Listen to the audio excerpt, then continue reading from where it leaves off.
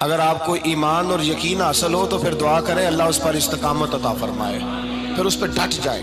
نبی پاک صلی اللہ علیہ وسلم نے فرمایا میں اس بات کا خوف نہیں کرتا کہ میری امت کمزور ہو جائے گی، اس بات کا ڈر نہیں کہ پیسے ختم ہو جائیں گے، نہ یہ خوف ہے کہ بھوکی مرے گی۔ حضور کس بات کا خوف ہے؟ تو نبی پاک نے فرمایا خوف یہ ہے کہ ان کا یقین کمزور ہو جائے گا۔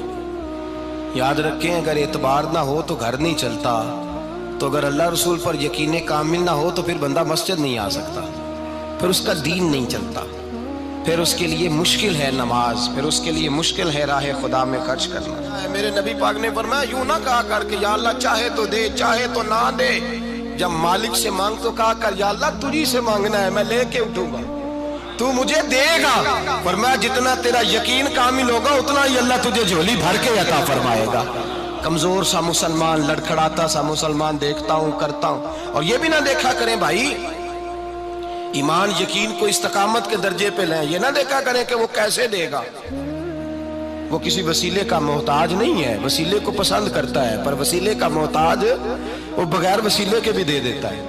ہر آدمی ماں باپ کے ذریعے پیدا ہوتا ہے، اگر پیدا کرنا چاہے تو جناب عیسیٰ کو بغیر باپ کے پیدا کر دیتا ہے، اگر پیدا کرنا چاہے تو حضرت آدم کو بغیر ماں اور باپ کے پیدا کر دیتا ہے۔ جب یقین رکھیں، یقین قرآن مجید پڑھیے، حضرت موسیٰ علیہ السلام فرعون کے دربار میں کھڑے ہیں، چاروں جانب دشمن ہی دشمن ہے، جادوگر آ گئے، انہوں نے سانپ چھوڑے، حضرت موسیٰ کے ہاتھ میں ڈنڈا تھا، حضرت موسیٰ کہتے ہیں یا اللہ کیا کروں؟ تو اللہ تعالیٰ نے فرمایا اپنا عصا پھینک دو۔ کہنا چاہیے تھا نا کہ یا اللہ ایک ہی تو شے ہے، اتنے سانپ ہے، بچانے کے لیے ڈنڈا ہے وہ پھینک دوں؟ ڈنڈا پھینکا جاتا ہے، سانپ کو دیکھ کر کے قابو کیا جاتا ہے۔ یہ میرا اور آپ کا ذوق ہے نا، لیکن انبیاء کرام کا انداز ملاحظہ کیجئے میرے عزیزو۔ اللہ فرماتے ہیں ڈنڈا اے موسیٰ ڈال دے اپنا عصا، پہلے نہیں فرمایا کہ سانپ بن جائے گا، فرمایا بس تو ڈال دے۔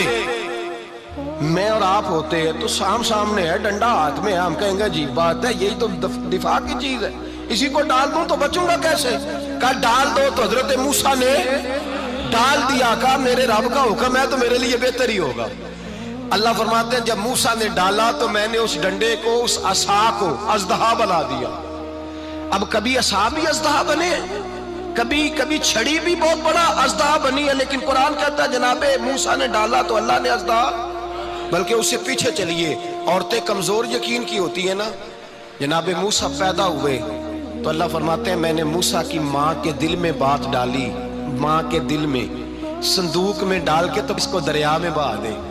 اور بھائی صندوق میں کہہ سکتے ہیں نا آکسیجن کیسے جائے گی، اور دریا میں بچے بچنے کے لیے ڈالے جاتے ہیں کہ ڈوبنے کے لیے ڈالے جاتے ہیں؟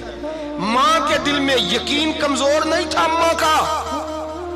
انبیاء کے ماں باپ موحد ہوتے ہیں، دین کو ماننے والے، ماں کے دل میں اللہ نے بات، اللہ قرآن میں کہتے میں نے وحی کی، میں نے القاء کیا، میں نے بات ڈالی۔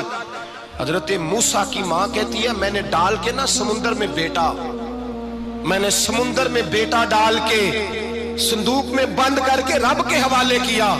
آپ فرماتے ہیں میرے مالک کا بھروسہ کیا تو پھر میرے مالک کا کام دیکھو، کمال دیکھو، میں نے دریا میں ڈالا، اللہ نے فرعون کے گھر میں میرے بیٹے کی پرورش کرا دی۔ یہ یقین کہ حضرت موسیٰ کے پاس قوم آئی، قرآن پڑھیے، کہ جناب پانی چاہیے، وَإِذِ اسْتَسْقَىٰ مُوسَىٰ لِقَوْمِهِ، موسیٰ نے اپنی قوم کے لیے پانی مانگا، ہم نے کہا فَانْفَجَرَتْ مِنْهُ اثْنَتَا عَشَرَةَ عَيْنًا، اپنا ڈنڈا پتھر پہ مارو۔ عقل والا آدمی ہوتا تو اڑ جاتا، کہتا یا اللہ پتھروں سے بھی کبھی پانی نکلا ہے؟ اضرب بعصاک الحجر، مارو پتھر پہ ڈنڈا۔ اللہ کے نبی نے منٹ نہیں لگایا، ٹھا کر کے ڈنڈا لگایا، فانفجرت منہ اثنتا عشرۃ عینا۔ اللہ فرماتے ہیں جناب موسیٰ نے ایک عصا مارا، میں نے 12 چشمے جاری کر دیے۔ تو لے تو اللہ کرتا ہے، اللہ کہتا ہے پڑھ نماز روزی دوں گا، کہتا ہے سوچتا ہوں۔ اللہ فرماتا ہے آجا مسجد میں تیرا ہو جاؤں گا، کہتا ہے دیکھتا ہوں۔ رب فرماتا ہے تو میرے محبوب کی غلامی کر، میں تجھے محبوب بنا لوں گا۔ تو کہتا ہے تھوڑا بڑا ہو کے داڑھی رکھنی ہے، ابھی سیانا ہو کے میں ذرا سرٹیفکیٹ لے لوں اسرائیل سے کہ کتنے سالوں کے بعد آئیں گے، پھر شروع کروں گا۔ پروگرام بنا رہا ہے، ابھی تو ارادے میں ہے۔ اللہ کے پیغمبر کا ڈنڈا، اور اس سے زیادہ آگے بات ہو گئی، پیچھے فوج لگی ہوئی ہے فرعون کی، مجمع ہے، ہزاروں لاکھوں کا لشکر لے کے، تلواریں نیزے، فرعون پیچھے، آگے دریا آ گیا۔ حضرت موسیٰ علیہ السلام کھڑے ہیں، اب کدھر جائیں؟ اللہ پاک نے فرمایا مارو ڈنڈا۔ کہاں؟ پانی پہ ڈنڈا مارو۔ اب حضرت موسیٰ علیہ السلام پانی پہ ڈنڈا مارے تو پانی ابھرے گا، اس سے زیادہ کیا ہوگا؟ پہلے پتھر پہ ڈنڈا مروایا تو پانی نکلا، اب پانی پہ ڈنڈا مروایا، فَإِذْ فَرَقْنَا بِكُمُ الْبَحْرَ فَأَنْجَيْنَاكُمْ وَأَغْرَقْنَا آلَ فِرْعَوْنَ۔ اللہ فرماتے ہیں موسیٰ نے پانی پہ ڈنڈا مارا تو میں نے پانی میں رستے بنا دیے۔ ایک جگہ ڈنڈا مارا تو پانی نکل آیا، دوسری جگہ عصا مارا تو پانی خشک ہو گیا، 12 چشمے بن گئے، 12 رستے بن گئے دریا میں سے۔ حضرت موسیٰ علیہ السلام گزر گئے اور اللہ فرماتے ہیں فرعون بھی آیا تو اسے میں نے غرق کر دیا، اور وہ کھڑا دیکھتا ہی رہ گیا کہ بنا کیا ہے۔ جب یقین کامل نصیب ہوتا ہے، اعتماد کی دولت اللہ دیتا ہے، جب انسان کو یہ انشراح صدر ہو جاتا ہے کہ میری نجات خدا کے حکم میں ہے اور رسول اللہ کے قدموں میں ہے، جب اسے یہ انشراح حاصل ہوتا ہے تو پھر نماز کا لطف آتا ہے۔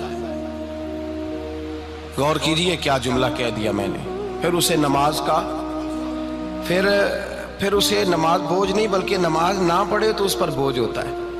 پھر قرآن مجید اس کی روح کا ساتھی ہو جاتا ہے، پھر عبادات، تقوی، پرہیزگاری، پھر وہ ایک سنت کے چھوٹنے پر پریشان رہتا ہے جب یقین کی دولت نصیب ہوتی ہے۔ قرآن مجید فرقان حمید نے کہا ایمان لاؤ تو پھر ایمان پہ ڈٹ جاؤ، مسلمان بنو تو پھر اسلام پر۔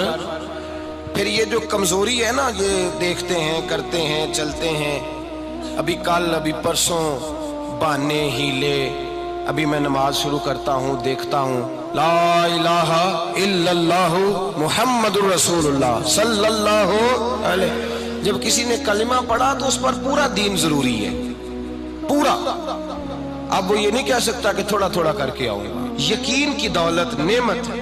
اللہ پاک قرآن مجید میں فرماتے ہیں ان الذین قالوا ربنا اللہ ثم استقاموا، جنہوں نے کہا کہ اللہ ہمارا رب ہے اور پھر وہ اس پر ڈٹ گئے، پھر اس پر وہ کہا تو ڈٹ گئے، کھڑے ہو گئے، نہیں اللہ ہی رب ہے، اللہ ہی دینے والا، اللہ ہی مالک، اللہ ہی ہمارا رازق ہے، رب ہی ہمارا سب کچھ۔ جب ڈٹ گئے تو فرمایا تتنزل علیہم الملائکہ، پھر میں ان کی مدد کے لیے آسمان سے فرشتوں کا نزول فرمایا کرتا ہوں۔ فرشتے کیا کہتے ہیں؟ اللہ تخافوا ولا تحزنوا، غم نہ کرنا، خوف نہ کھانا، وابشروا بالجنۃ التی کنتم توعدون، ہم تو تمہیں اللہ تبارک و تعالیٰ کی اس جنت کی خوشخبری دینے آئے ہیں جس کا رب نے تمہارے ساتھ وعدہ کیا ہوا ہے۔